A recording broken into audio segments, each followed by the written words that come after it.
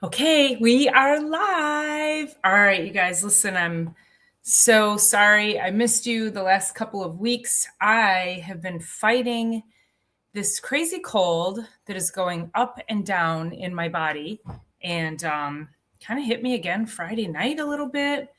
So, just continuing to move forward. But I'll let you all get in here, give you a couple of minutes, and then that's exactly actually what we're going to talk about today.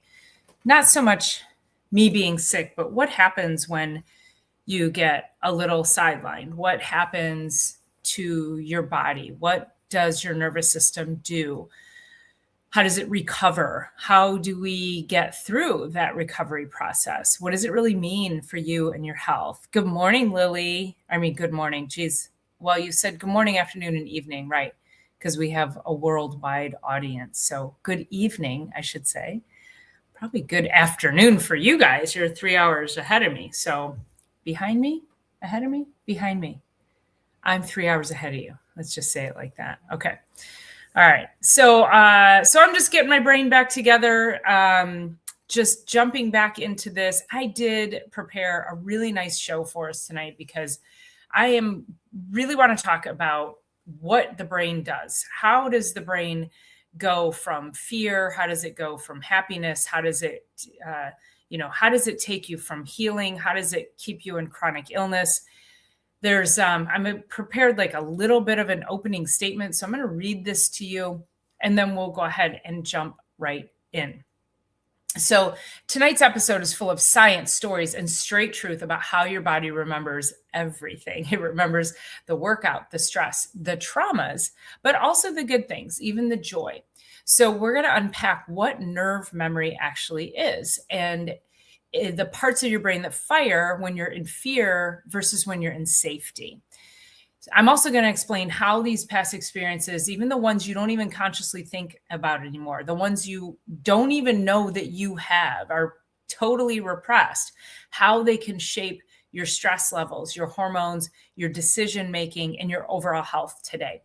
We're going to talk about why fear wins over facts every time, how trauma patterns get wired into your nervous system, and what that actually does to your cells and to inflammation in your body. And then, most importantly, after we lay all of that out, I'm going to give you practical, doable ways to rewire your nervous system so you can move forward stronger, calmer, and more regulated.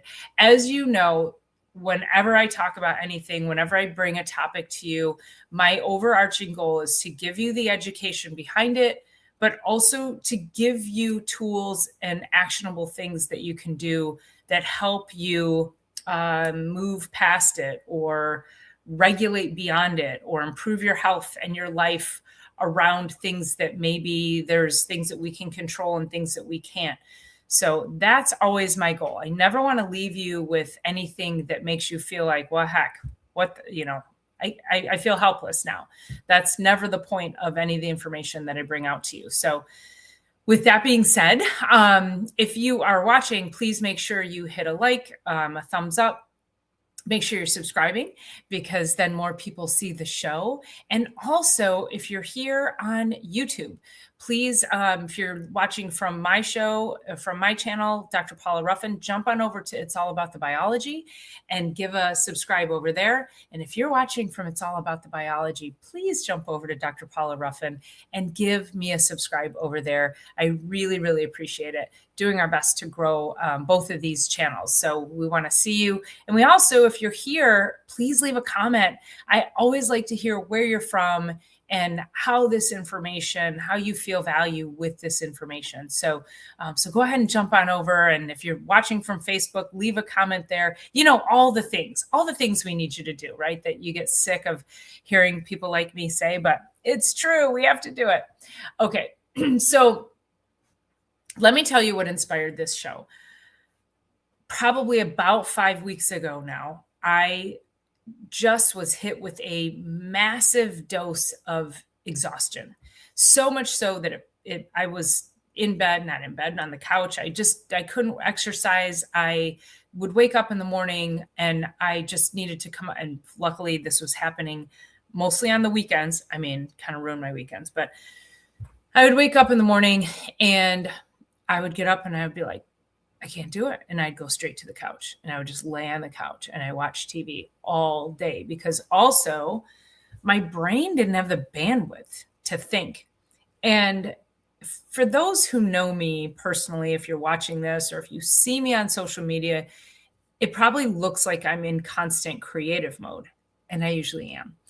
I'm usually always doing something on social media. And just a quick side note, doesn't mean that I'm, I don't sit here and be like, look at my great life. It's not that.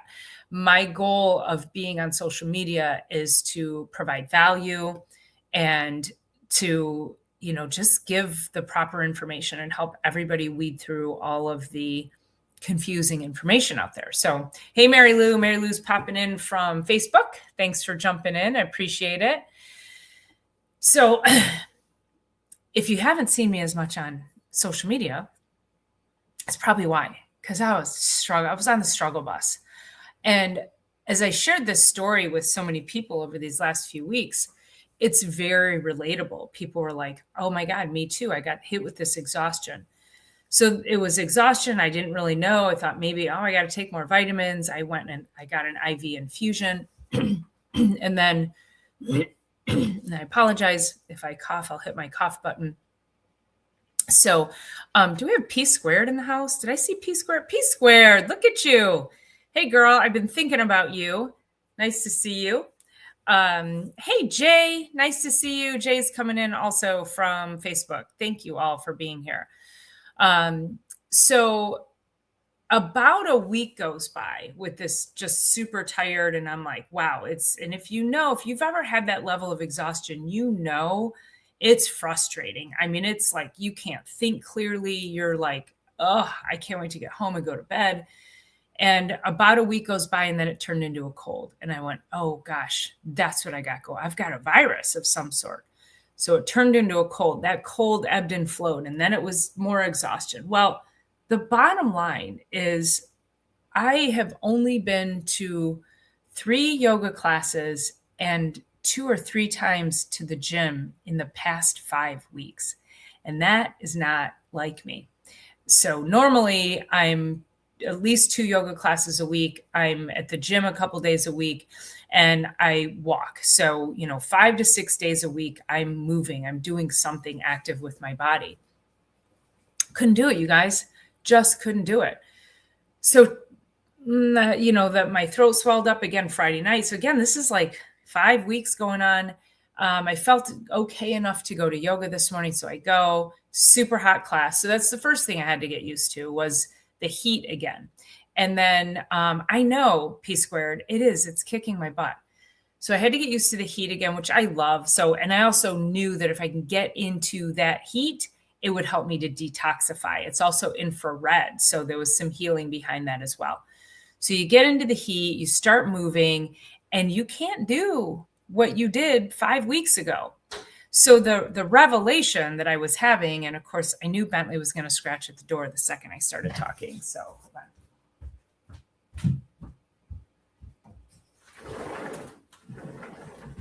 You'll get a cookie in a minute, mister. He comes in, he sits right down next to his cookie jar, which is right up on the counter. We'll get cookies after the show. So I know I really am human, P squared. So anyway, so the revelation is that we have to really give ourselves grace. When this happens, our bodies fortunately have a memory. Our nervous systems have this memory. And I'm going to talk about the different areas of the brain, why our bodies have this level of memory, how we retain that memory, how our brains have neuroplasticity. Our brains have neuroplasticity to grow new brain cells. But it also means that our brains can hold on to traumas. And so we can hold on to trauma memory, but we can hold on to movement memory. We can hold on to muscle memory. There's so many neurological ways that our body holds on to memory. And so that was what I knew. I knew I would recover a lot faster. So when you're conditioned and you have to take your foot off the gas pedal, it just means it'll take you'll ramp up faster than you think. You've got that level, you've got that base layer, you have that nerve memory, your body is going to recover. And I'll be back to full functioning, I would say probably in another week or two. I felt good enough to go to the gym Wednesday and Friday this week, and then today, Sunday. So it's been a challenge because nobody likes to not move. And if you're somebody who loves to not move, then you need to be getting up and moving, because it doesn't get any easier.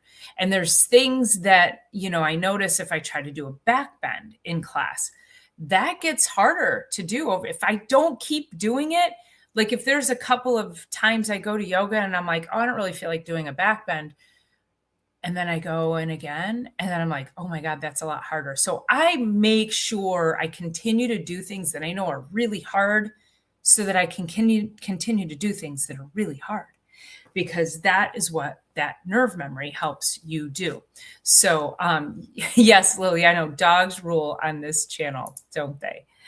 And so the problem, though, with the nerve memory is that it can store good things and it can store traumas, and it can store things that we call it, your issues are in your tissues. So it stores things that can affect us. And oftentimes when people they're sick, they have some kind of chronic illness, even people with cancers, with some kind of, issue that they just can't seem to recover from.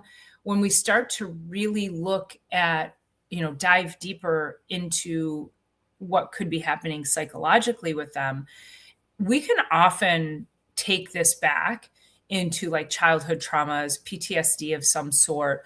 That is a real thing. When you have any kind of PTSD, and PTSD is not exclusive to people in the military. It's not exclusive to that. It's for anyone who's ever experienced any kind of trauma. And a lot of times we don't think about what these traumas are. So your body's constantly looking for safety. And that's the bottom line. So when we have these traumas, so let's say you, when you were growing up, you got a lot of criticism as a child. And then now you're at work and you're doing a project, and your boss decides to say something to you about the project you were working on, constructive or not, you are now pre-wired to look at that as criticism. You're pre-wired in your nervous system to think that that's bad, that you did something bad. Like it affects you negatively neurologically. And so we have to really start to become aware of our behaviors. And before I get into what your actual brain and nervous system do, like what are the different levels, I want to tell you a quick story. I have a friend of mine who we got a lot of people in here from Facebook. Thanks for being here, everybody. Make sure you hit that thumbs up button for me. Leave a comment too. I'd love to hear from you. So she grew up a victim of child abuse. Her father abused her mentally, physically, sexually for till probably, I think she was 28 years old. And she finally just dug her heels in, moved out of the house. And but she's very happily married now. She's in a wonderful relationship. And she was telling a story. I spoke with her on stage at an event back in, I think, November. And she ended up saying how she was in the kitchen, her and her husband were cooking together, and he walked up behind her to give her a hug. Well, now she knew he was there, right? They were cooking together. He walks up behind her to give her a hug, and she didn't expect that, but that's what her dad would do, was walk up behind her and hug her like that. I know it's kind of gross to think about, but just follow me. And she immediately screamed, like at the top of her lungs, just blood curdling scream, dropped the dishes that she was washing, and immediately broke down crying. And her husband just wanted to give her a hug. But this is how trauma gets stuck in us. And she's doing great things helping victims of domestic abuse. But that neurological etching, I'll call it, is so stuck with her. And it gets stuck in every one of us. Now, my my heart goes out to her. I'm always praying for her because I can't imagine what going through something like that looks like. However, we still have to work, and I know she's doing the work too, but it's a lifelong process. So when I say chronic traumas, it sounds woo-woo, but it's not, you guys. It's not at all. So follow me through this. Hey, Katie, nice to see you in here. Appreciate you being here. Nice to see you. And right, P squared, PTSD does not discriminate. It's crazy. And, sometimes we'll joke about, oh, I got PTSD about, whatever, eating a certain food or something like that. But yeah, you're right. And no child, young person, no one should experience that kind of abuse, because it does follow us through. And so again, this is where we go back to your body and your brain are always looking for, am I safe? It doesn't it doesn't care about logic, because fear wins over logic every single day, because the fear is what is going to save your life. So we have to think about, go back to the times of, primitive lifestyles when we had could be chased by a saber-toothed tiger at any point in time, is that the body's like, yeah, we have to be safe. So I'm going to kind of refer to my notes over here a little bit. So the body goes through, it has these neural pathways. So when you restart, so like went back into yoga today, and restarting, it felt clunky. My movements were off. My balance was off. My coordination was off. There were certain things that I just couldn't do because my body was not going to balance to that level. I had a little more vertigo, which I've had being sick. So I had to really be mindful of certain movements that I just didn't want to do. And I'm going to be stumbling all over. But really, I have to just tell myself this isn't failure. It's just reconditioning. And I will have my patients do this, quick sidebar, but I'll have my patients do proprioceptive exercises, balance, coordination. And they'll be like, oh, I can't do it. I fall every time I do it. I'm like, right, which means you got to keep doing it. And so that is retraining these neural pathways. This is part of that neuroplasticity. Your nervous system is plastic. It moves. It's like silly putty, right? And probably an oversimplification, but your nervous system, your brain can grow new neural cells. So we want to really be mindful of that we can teach old dogs new tricks. It is possible. So let's see. Will Burnell, thanks for being here, Will. I was fishing earlier and the crocodile swimming past me yeah. Well, okay. So let's think about this.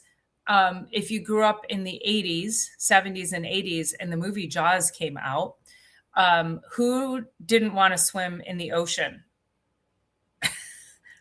Raise your hand if swimming in the ocean freaked you the F out because of Jaws. Okay. We were all going to get taken down by Jaws, weren't we? So it's things like that. It's a movie. It's not real. Yeah, and yes, sharks live in the ocean, but and shark attacks are so freaking rare. But yeah, that one got all of us, didn't it? So it's things like that. But our stress can come in different ways. So again, the physical traumas, the mental traumas, the emotional traumas. When I was a little girl, my mom, and I'm still trying to unpack this. I'm still trying to figure out this particular trauma. And it wasn't emotionally abusive by any means. It was just something my mom used to say to me all the time that stuck in my brain, and it created fear for me. And that fear was based around money. And she would always say, we can't afford whatever. If we were at the store and I wanted her to buy me something, a toy or something, and she would say, we can't afford that. We're going to end up in the streets. All our stuff is going to end up in the streets. And so as a little girl, I would walk home from elementary school. And I remember almost every day I would walk down my street, not the adjacent street, and I would turn the corner and I would kind of like cautiously turn and look down the street. And I would breathe a sigh of relief that our things weren't in the street. Now we never lost our house. We never got kicked out of our house, but this was my mom's fear. And that fear etched a fear in me about lack and about security and financial security. Like, so that becomes a real thing. So I have money in my bank account, but in my brain, it's never enough because I'm afraid I'm going to lose everything because of that mindset that got stuck in me. So I work really, really hard because that's not a fear we want to live with. We don't want to live with a fear that we're going to lose everything at any one point in time, but that's what the body does. That fear wins over logic all the time. Lily says, nah, Jaws did it for me. I have always had a deep respect for the ocean and its inhabitants. Yeah, for sure. Right. Yeah, and no thanks to crocodiles. No, thank you. Thank you. Thank you. So, so let's talk about when we go through fear. And again, this could be physical, mental, emotional, anything. Which parts of the brain turn on, which parts of the brain turn off, and why it matters. So the amygdala in your brain, this is your threat detector. And then your hippocampus, that is okay, is this a now thing or is this a prior thing? And this is often with people who suffer from PTSD, is that the amygdala can't discern that it's a past thing. And so it thinks it's a now thing. I mean, think about vets who are in combat who can't be around fireworks. They know it's fireworks, but they can't. The trauma of being around gunfire it's still so deep within them that being around fireworks recreates that fear for them. Again, there's no logic to it. There doesn't have to be, because these are these parts of your brain that are like, is this safe? So hearing a fireworks still triggers not safe, still triggers we must seek safety. And so the brain is really, really powerful. And there's some things too that I'm going to talk about that have actually helped people with PTSD to overcome some of these fears.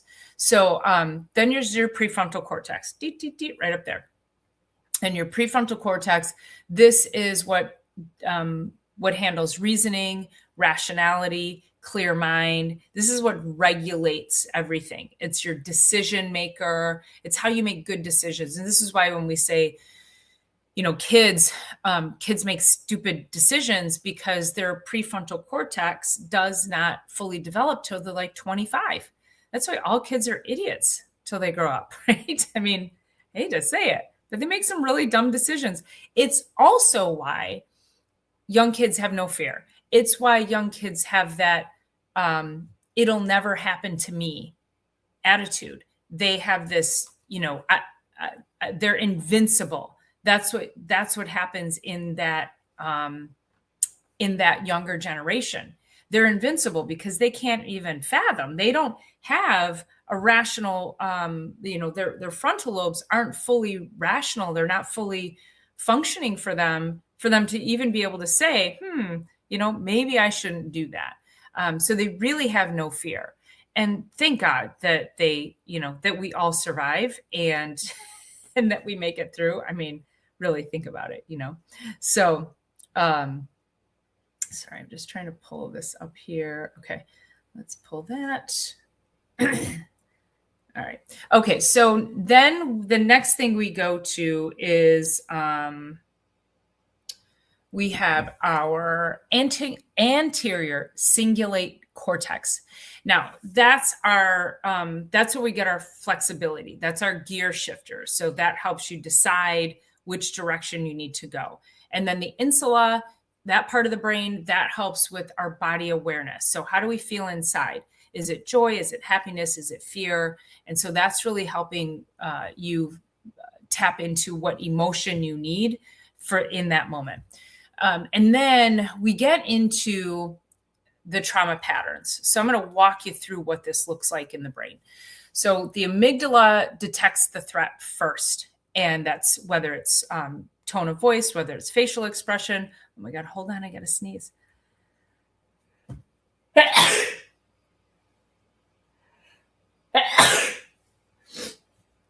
Ooh, okay, sorry about that. All right, so It could be a facial expression. It could be a tone.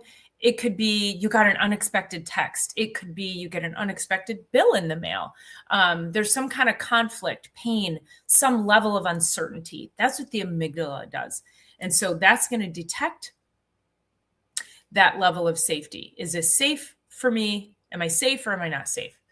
Then the hypothalamus kicks in the stress. This is where fight or flight comes from. Do I fight? Do I flee? Or do I fight?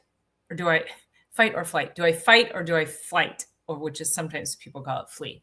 And so that's when your heart rate will go up. You get shallow breathing. Your blood gets shunted away from your internal organs into your arms and your legs so that you can run from that saber-toothed tiger. But the problem is the deadline. The deadline gets moved up. The email comes in. The phone call comes in. The text message comes in. My daughter just flew to a foreign country with her boyfriend today and a couple of friends. I'm terrified. Okay, I'm just going to tell you right there. I'm terrified.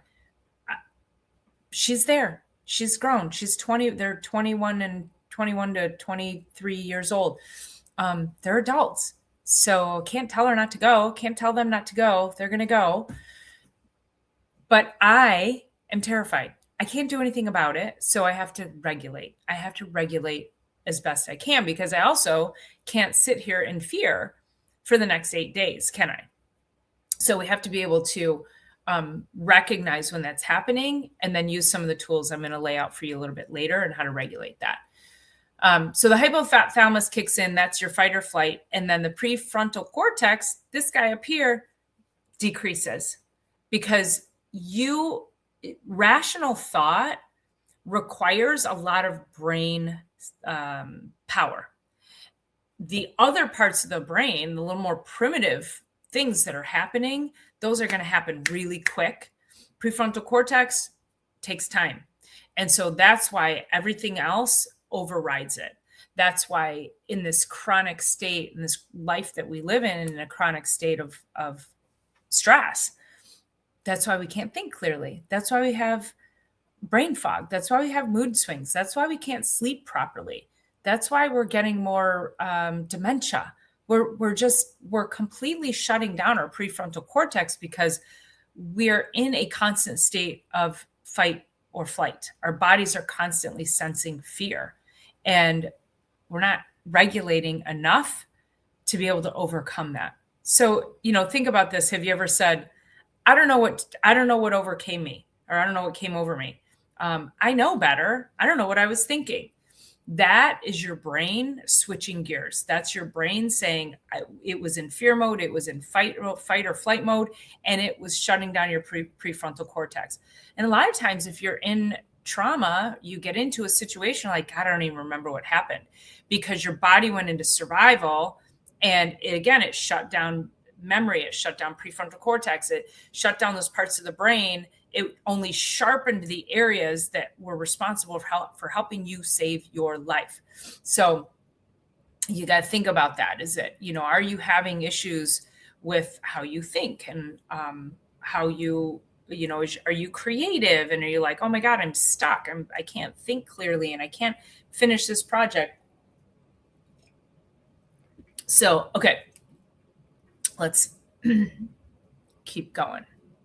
So what happens during that time is your jaw clenches, your muscles tighten up. Again, your blood flow to the digestion shunts and it goes to your arms and legs.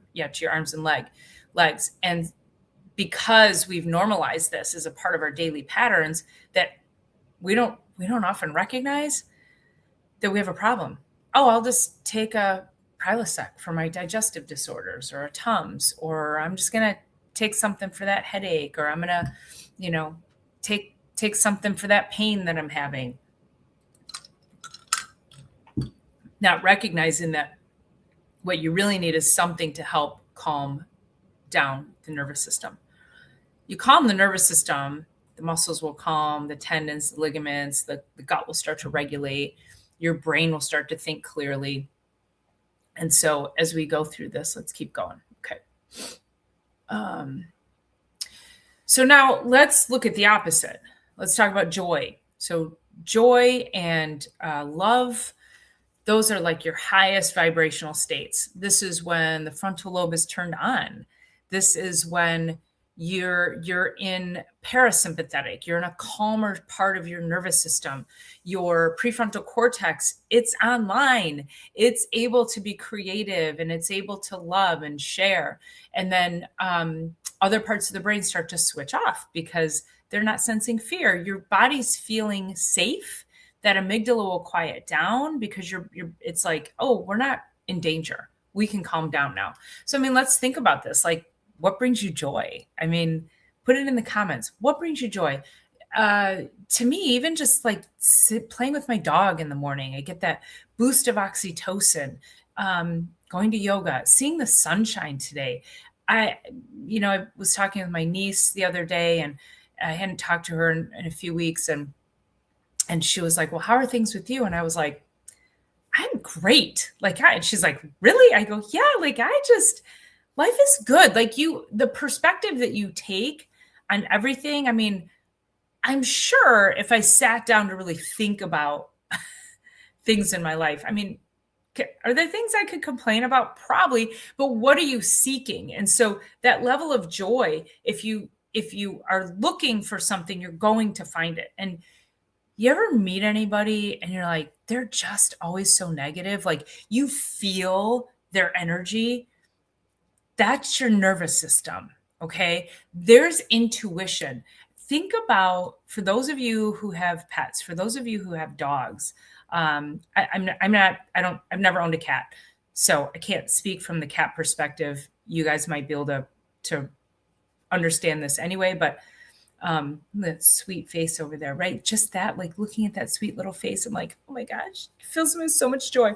But if we think about dogs, I'll go back to a story about my first golden retriever. And I was buying this house, and I had just bought the house, hadn't moved in yet, but I would drive by it every day because it was my first house. I was like so proud to have it, and it was a great neighborhood and everything. So I'm driving by, and somebody was moving in next door. So I get out of the car, and I had Palmer was my first dog, and I was like, hey, I'm buying this house next door. I already closed, but I haven't moved in yet. And she was like, oh my gosh, Gradual, you got a dog. And she goes, come on in the backyard, bring him in the backyard and have him meet the girls. And I was like, okay. So she had 2 Akitas. Now, my first golden never had to be on a leash. And so he was always at my side. And so we walked into the backyard, and her 2 dogs were both on leads. And they didn't bark or anything, but we walked back there, and she's like, wow, I can't believe he's not running over that. Like, he did not run to these dogs. And I was like, geez, buddy. And then he was kind of like putting his head between my legs. Like, it was really weird. I was like, these dogs were giving off some energy that he did not like. And I bring up this story for you because we as humans, we ignore our instincts. We ignore it when we get near people, and you just get a vibe, but we want to be polite. And so we don't say anything. We don't rock the boat. We'll continue to be in a room with somebody who gives us man, something is off about that person. So he's literally trying to hide behind me. And I was like, Palmer, come on. I'm like, go say hi. And that dog trusted me so much that he allowed me to override his instincts. And he went over to sniff that dog, and that dog immediately attacked him, bit his ear, sliced it open. I had to take him to the vet, get stitches in his ear. Let's just say those dogs never played. And I was like, I will never, ever question my dog's instincts ever again. Because, we think, oh, dogs should play. Let's have fun. No. Mm-mm. Dogs are your best detectors of people people and other dogs. Like, you need to listen to them. And we as humans, we need to do a better job of not ignoring our instincts. When we have that, that's a primitive instinct, you guys. Like, we can't ignore, that is fear. That is your primitive caveman or cavewoman coming out and saying, something ain't right. There is something not right here. And, like if you're in let's say you're at an event and you meet somebody, it's not like you're going to run, like you're not in danger kind of thing. It's not like they're a saber-toothed tiger going to run after you, but you don't really need to sit and make small talk with that person. There are people that I see, and there's just a few, like I'm a pretty good judge of character.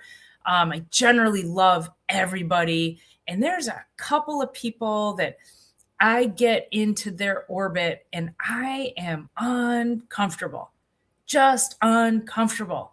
And I don't like it. So I do my very best to minimize my time with those people. So yeah, it's start listening to yourself and listening to what your nervous system is doing. So, all right. So let's talk about how trauma gets stored. So we say your issues are in your tissues. And so literally it comes down to what happens inside your cells, what happens in your DNA. It gets into these patterns of physiology, and it becomes subconscious. You don't know it's there. That's why a lot of people, say people have repressed memories that will then, be like, they don't remember their traumas. Oh, maybe, I guess, or maybe they go through therapy or they have hypnosis and they find out something like pretty seriously traumatic about their childhood. I was having a conversation with a friend of mine who was sharing with me. She said, she goes, I'm going through this thing, and she goes, it makes me wonder if I've ever been sexually abused. Like she was just like, and I said, I can't believe you said that. And she said, why? And I said, because I've been, friends with her for years. And I said, because I can't tell you how many times you've said things to me. And this little, like it was not a conscious thing for me until she said it. And then it came to my conscious, came to my frontal lobe, where I was like, I can't tell you how many times you've said something to me. And I thought, I wonder if she was sexually abused when she was a child. So she's working through that and doing hypnosis and all of that to try to figure it out. If you can figure it out and release it and get it away from your cells, you can heal beyond it. And she's doing some of the therapies that I'm going to talk about a little bit later. So there was this study that was done, and it was a CDC study. And they did this, they looked at the relationship between adverse childhood events and health risks later in life. And it found a high correlation that when people had a negative childhood event, some kind of adverse event in childhood, that they had higher negative health outcomes. So we would see with these people, these would be people who have chronic pain, autoimmune issues, anxiety, cancer, depression, gut problems, just general hormone disruption, chronic pain, tightness in the tissues. I see this with a lot of my patients who have really tight muscles, tight tendons. They're not flexible. Think about this.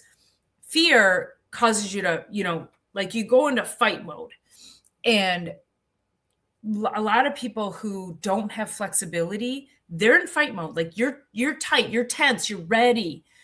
So that's trauma. And I can sense that.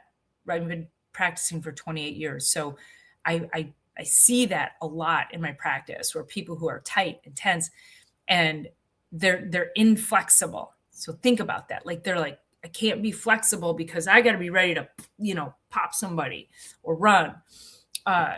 So it's a thing. If you're super tight and tense, you probably have some stored trauma in your tissues. So then our protection mode, this becomes our baseline. So our chronic stress patterns then shift the body. So you have that higher tone, so that tightness, tension. you're more of a shallow breather. A lot of people are shallow breathers, and that causes more of like a hyperventilation. You don't get fully oxygenated to the brain, to the rest of the body, to the blood flow. Jaw, TMJ issues, clicking and popping in the jaw, offset, pain in the jaw. TMJ, really, really common for chronic stress and stored traumas. Think of people who have TMJ, they grind their teeth at night.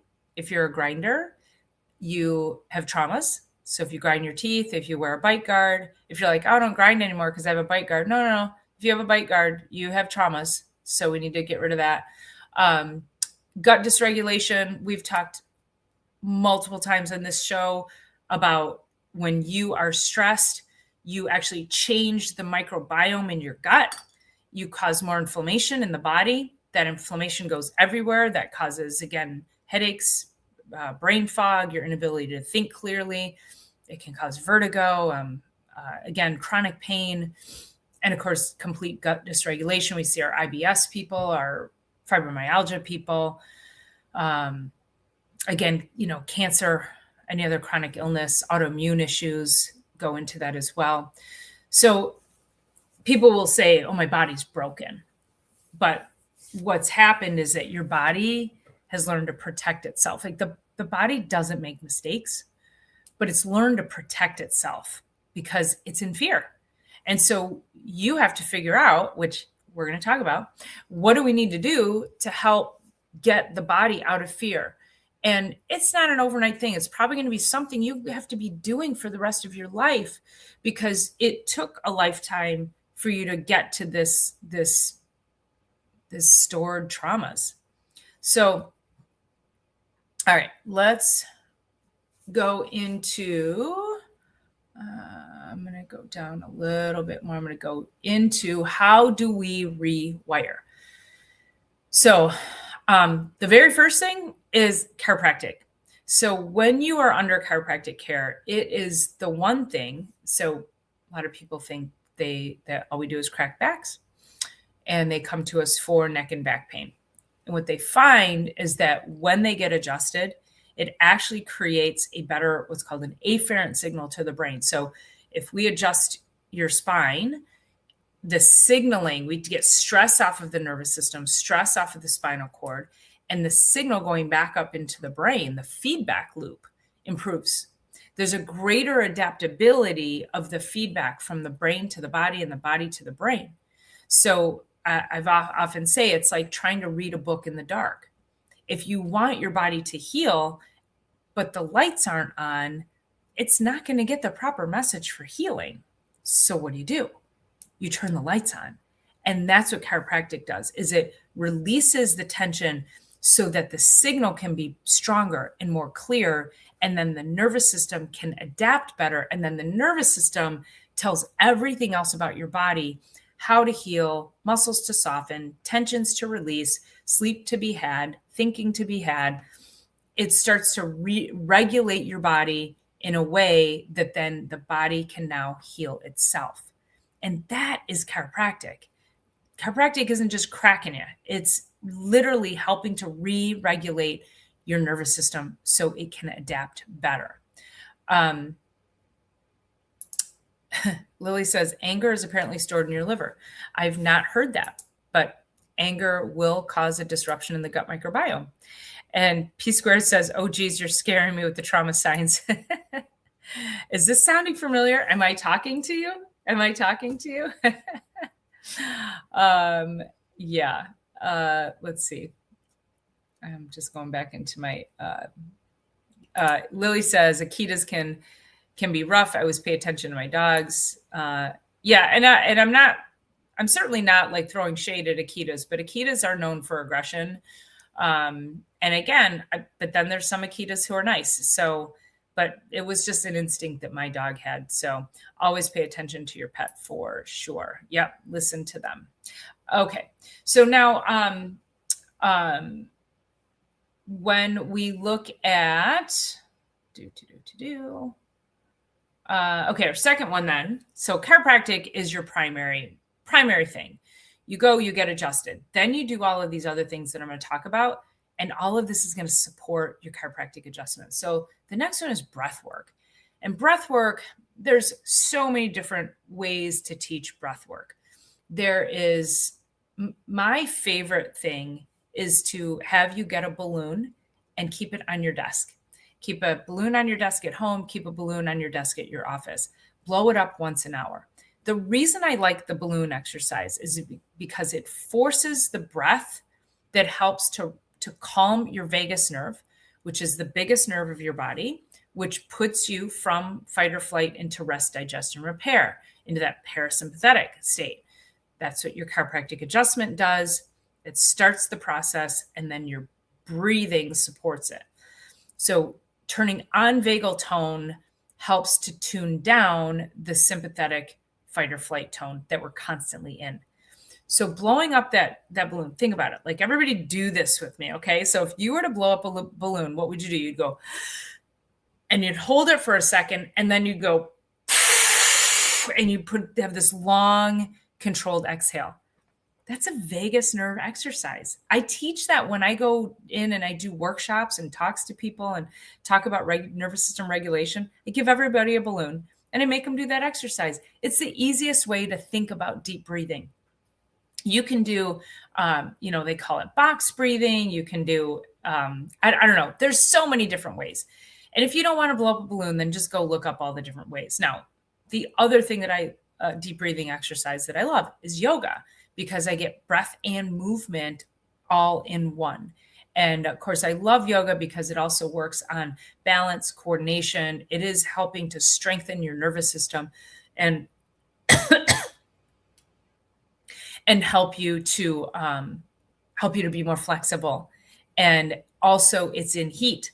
So think about silly putty. If you pull silly putty out of the little egg and you just try to pull it apart, it snaps.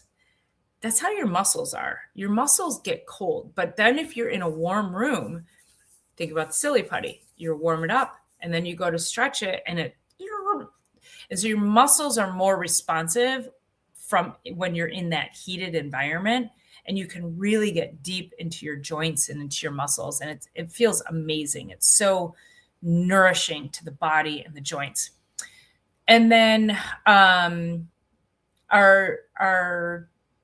one that I wanted to mention, which I have not personally practiced, but I know people who have had good luck with this, is the EMDR, which is eye movement. What's the D stand for? Hold on. I forgot. EMDR. There it is. Eye movement desensitization reprocessing. So what this is very specific movements. They do this too with so this is actually really effective, and there's a lot of studies on it too, but it's helpful for not just trauma, so PTSD, but like concussion, vertigo, Parkinson's, dementia, just think anything brain, ADD, ADHD. And it's a really powerful way to help, again, because the eyes are connected. The optic nerve goes back and it connects into the brain, directly deep into the brain. So when you do exercises for the eyes, it actually helps to reconnect the neural pathways. So EMDR has been shown to be really effective for people with PTSD and, like, say, concussion and other brain injuries. So I would recommend that. And then we talked about a practice of joy. So I mentioned it earlier, didn't necessarily talk about a practice of joy, but this is the, it's not woo-woo. Living a joyful, happy life is not woo-woo. This connects you to yourself, first of all. I don't think we practice enough joy for ourselves. We often look for joy and affirmation outside of us. And if we can't find joy within us, we're not going to be able to give joy either. So joy and love, all of that has to be within you first. And then we can really connect with people. On what was it, National Kindness Day, I did a video and I had asked everybody. I said, if I gave you $1,000, would you want to give? And I told you have to give it away, but in one of two ways. You can either give $1,000 to one person, or you can give $1 to 1,000 people. What would you do? And people's first response is to say, well, I'd give 1,000 to one person. I mean, that has more impact. But it's not about that $1,000 to that one person. It's about the act of giving. It's about the act of kindness. You give somebody $1, and that dollar, you are exercising a muscle of joy and kindness. And here's what happens. You give $1 to 1,000 people, and what happens, give $1 to 1,000 people. And what happens is other people, they also get increased dopamine, increased oxytocin. They also experience joy by watching acts of kindness. So the more you do, it doesn't have to be a big, you give somebody a nickel, because I guess we're not making pennies anymore, but give somebody a nickel and you can watch, you can energetically affect the world around you just by giving over and over and over again. And so you feel the joy of giving, people experience the joy of receiving, and then other people experience joy by observing. I mean, isn't that cool? So I know. And then I got this one too. Can I give $10 to 100? You can do whatever you want. I think as long as you are exercising the muscle. I love it. Yeah, I love it. During COVID, I was going out and giving $25. I'd give $25 gift cards. I would just buy a bunch of $25 gift cards, and I'd go to a gas station and I'd walk up to somebody and I'm like, hey, I'd like to buy gas. And I'd just give them a $25 gift card. And they're like, what? I'm like, yeah, I'm just giving gift cards today. And I called it Tankful Tuesday. Tankful Tuesday. I'd go out on Tuesdays and I'd give out gas cards to people. Probably should rebirth that. Dondi, this is my good friend and colleague, Dr. Dondi Nettles. Hey, Dr. Paula, great info. You look marvelous. My genius friend. Thank you for sharing your wisdom. Love you, my brother. It's so great to see you on here. I appreciate you tuning into my live. That's so great. Blowing in a balloon is a vagus nerve exercise. Cool. I have to buy some and try it. Yeah, it's the easiest way, because I've taught deep breathing exercises forever. I discovered that one a few years ago. And what was interesting was that then I'd see the same people at a workshop and I'd be like, you're doing your deep breathing. Like, well, I forgot how to do it. I forgot the pattern. Nobody forgets how to blow up a balloon. Plus, what I love about the balloon is it reminds us of being kids, and it's so joyful just to do anything that makes us feel like kids again. So, to me, I feel like it's really serving multiple purposes. So, and Lily says, chiropractic made all the difference in my life. Thank you so much, Lily. And active kindness is a 3D blessing, right? I know it's so awesome. Lily says, I give a smile. It doesn't cost me a thing. A smile, a compliment, holding the door open for somebody. We get into our heads, and we're constantly looking down, and we're looking at our phones, and we're not connecting with people. Pick your head up, smile, say hello. It doesn't take much to spread kindness. So, Gear 99, thank you for being in here, Gear. Appreciate you being here. This is good stuff. Thank you so much for being here and dropping a comment. I really, really appreciate that. Let's see what I got left on my so joy, laughter, gratitude, purpose, the neurons that fire together, wire together. And this is where your nervous system, your brain, if you haven't heard about plasticity, that means we can expand our brain. We can expand our nervous system. That means we're not done learning. You hear about, if you're having trouble with memory, do crossword puzzles, Sudoku, anything like that. I couldn't do a crossword puzzle. never been able to do a crossword puzzle. It has to be so easy. So I don't know. I won't be doing I'm going to have to come up with something else. Although, being in a yoga class, you have to remember your flow. You have to remember the sequencing of the movements. And that's a neurological exercise in addition to the movements themselves, because you're constantly challenging your balance and your nervous system. So any kind of memory thing is, can work. Like I remember there was I think I've got it in my other room. It was a toy that I got.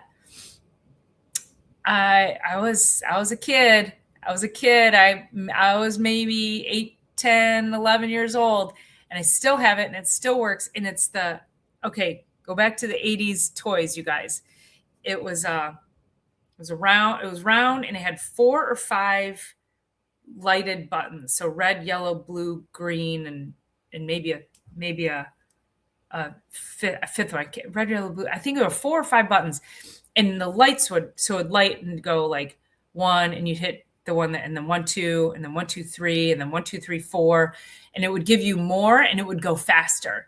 And so you had to remember and then hit the lights. Do you guys remember that? What is that? Simon, that's it. P squared. Yes. Thanks for coming through for me. Yes. P squared wins a $5 coffee card or something. I don't know. I got $5 coming to you for answering that. Yes, that's awesome.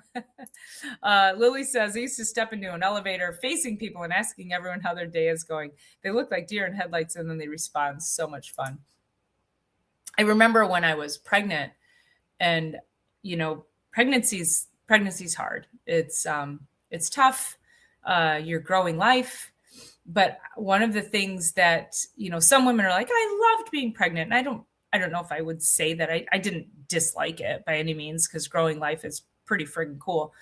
But the thing that I did love about it was everybody smiled. Think about it. When you see a pregnant woman, do you smile at her? Everybody smiles at pregnant women because they're growing life. They're glowing. There is joy. They're going to bring this beautiful baby into the world. And I thought that was pretty cool. That was really cool that I experienced that much connection with people when I was pregnant. And so, yeah. So smile more at people. There's your act of kindness, right? So let's see what else I got in my notes here for you. Okay. So all of this is an effort to regulate your nervous system. We have to recognize why our nervous systems are dysregulated to begin with. And, a lot of our lives have talked about all the things in life that dysregulate us. And today was important because I wanted to get into the why it gets dysregulated, which again, I was telling you that it was the experience of not being able to go to yoga, not being able to go to the gym, not being able to, feeling like all I could do was lay on the couch and do nothing. And literally like just watch TV. I binge watched and finally finished Emily in Paris, which was really cute. But the whole point is that when you're just stripped down to that, like you're like, okay, you get toe to toe with it. Now, that was a virus. It was I caught a cold. But what about people who have, who get some kind of a diagnosis, some kind of a terminal illness, cancer? I work with a lot of my patients have some kind of neurodegenerative disease, Parkinson's, Alzheimer's. It's crazy. Dementia. Here's the sad part is when I work with these people and I start to peel back the layers of their lives. This has been going on for years. This has been 10, 20 years in the making, if not longer. And usually, oftentimes I'll get their spouses in and the spouses will corroborate and they'll be like, oh, no, because we minimize our stuff. We don't want to believe that we've been sick most of our lives. And by sick, I mean, we minimize and we normalize chronic digestive disorders. We normalize headaches. We normalize bloating. We normalize IBS. We normalize hypertension. None of it's normal. We regulate it with meds. It doesn't fix it. And oftentimes we think that just because we're taking a medication for something, oh, well, I take my Prilosec every day, so I'm fine. Do you have any idea the downstream damage that you're doing to your body by taking that one damn drug every single day? I mean, it is I've done shows on it. You want me to do another one? I will. I promise I will. Because man, that creates a disaster for your health. And most of my patients who have some kind of chronic neurodegenerative issue have been on some level of acid blocker for years. I don't think that that's a coincidence. I don't. So I do this because if you have any signals at all talking to you today, and you don't have some kind of chronic neurodegenerative or, cancer or anything like that, then it's time to listen up and it's time to do something about it. It is time to stop living with normalizing the signals that your body's telling you. I don't even like the word symptom anymore because we can regulate symptoms with meds and we think it's normal. That's the world that we've been conditioned to be in, is that, oh, I got a thing, so I take a pill. I got a little body ache, so I take a pill. I had a patient one time tell me he takes Advil before he goes golfing in case he gets sore. Get sore. Let your body feel something. Like what is wrong with allowing your body to give you feedback for how it's feeling? We have become a society that has to numb out everything. I've got a bellyache. I've got bloating every day. I've got constipation. I'm going to take a drug to make it come out. I've got diarrhea. I'm going to take a drug to keep it in. I'm vomiting. I'm going to take an anti-vomiting agent. Like, let your body do its thing, you guys. And when it's not doing its thing, do not ignore that. You got to hear the signals and you have to say to yourself, what can I do about this? And the sad part is that most mainstream things are, most of your doctors, you're going to be like, my labs are fine. I had a new patient last week. My labs are fine. My doctor tells me nothing's wrong. He's been dealing with IBS. He's been dealing with anxiety and depression so badly. He did not tell me he was suicidal, but he did allude potentially to that. He kept saying, I was in a very dark place and I feel myself going there again because I'm in so much pain. It's not okay. Not okay. 45-year-old. It's not okay. And we can help these people if we get them the right information and if they're willing to do the work that's required to unravel all the damage that's been done. It's not an overnight thing. And these are my best clients, are the ones who are like, I trust you. I'm going to trust the process. I didn't get here overnight. I know I'm going to be here a while. Great. Let's get to fucking work. Like, let's fix you. Like, let's fix this. That world out there it's toxic, and we got to get past it. It's toxic neurologically. It's toxic chemically. It's toxic in stress. And so what do we need to do? We need to start to get our bodies moving in a better path. And so yeah, stop masking the symptoms. They are signals. Your body wants something better from you. And so I'm here to lead you in that journey. So All righty. Okay. So that is what I had in my notes. And let me go back and see if we got um, any more comments here to read. So let me think here. Lily said, oh, let's see. Let me go back here. My mom used to tell me my face would freeze if I made a stupid face. Yep.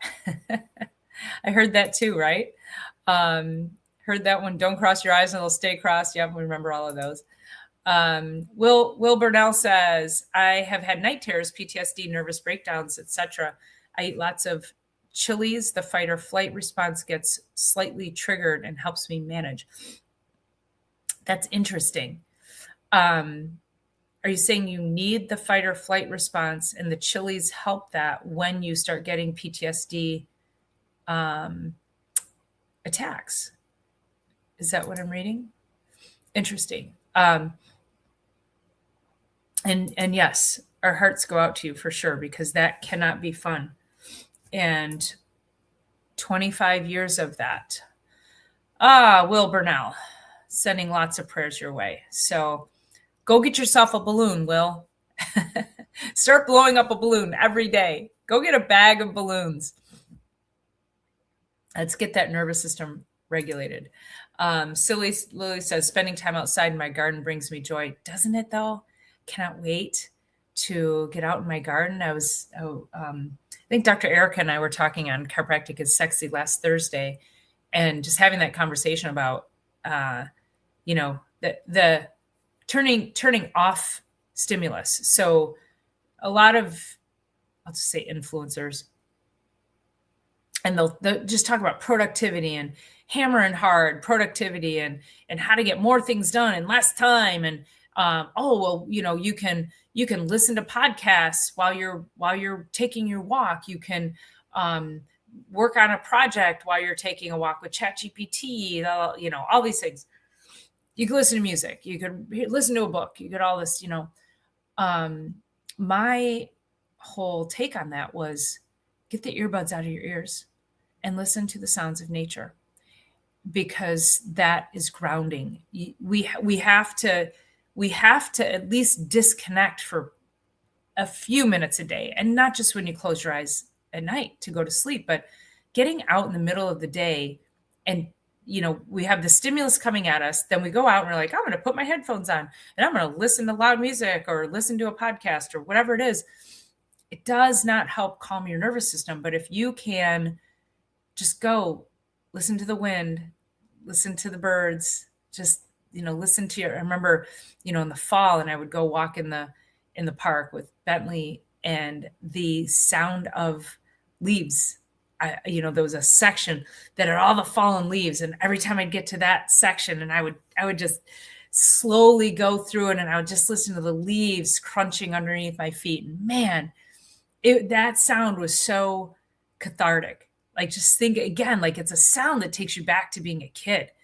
So we have to reconnect our brains, our nervous system to the earth, to the sounds of nature, and get away from this constant input, because that is just killing our nervous system. Lily also says, I think we all met a person who puts off negative vibes. Yes, for sure. And we got to listen to that. I'll hide my current content. And then always trusting your instincts. Yes. Trusting my instincts has gotten me out of some dangerous situations, for sure. And again, I think it's something we have learned to, we want to be in a polite society, which I think we are for the most part.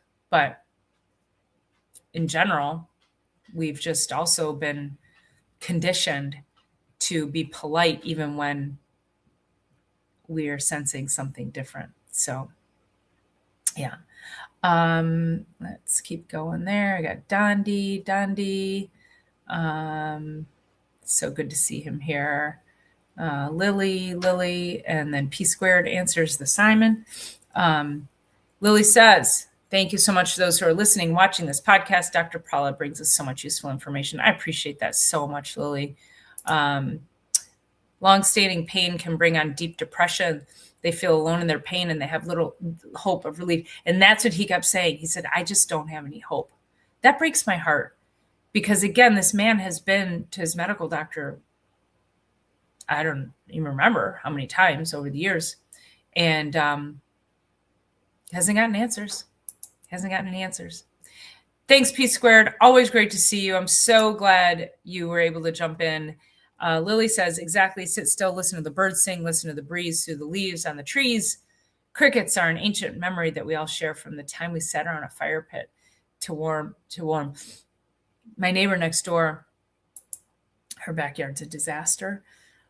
She's kind of a recluse, and I never see her. But she's got a pool back there. I've lived in my house 25 years, and the pool's never been filled. So it's just like retains water, and there's deer back there and skunks and all kinds of stuff.